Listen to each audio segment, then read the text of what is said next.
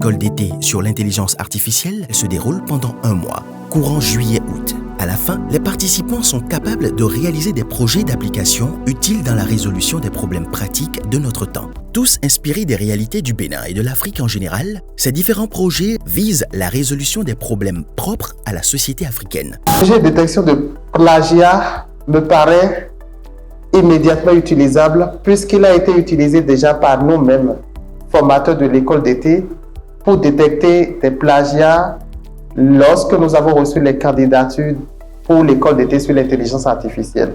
Lorsqu'on est en train d'étudier les lettres de motivation, déjà au niveau de la première édition, on s'est rendu compte déjà qu'il y a pas mal de documents qui étaient plagiés et du coup, pour aider les formateurs et toute l'équipe qui devrait noter les lettres de motivation, on a pensé pour cette deuxième édition de mettre en place un projet qu'on a intitulé détection de plagiat. On utilise en fait une partie du machine learning qui est le Natural Language Processing, le traitement du langage naturel. Donc on utilise en fait cette partie-là pour pouvoir récupérer les lettres de chaque participant et ensuite essayer de voir l'intérieur de ces lettres.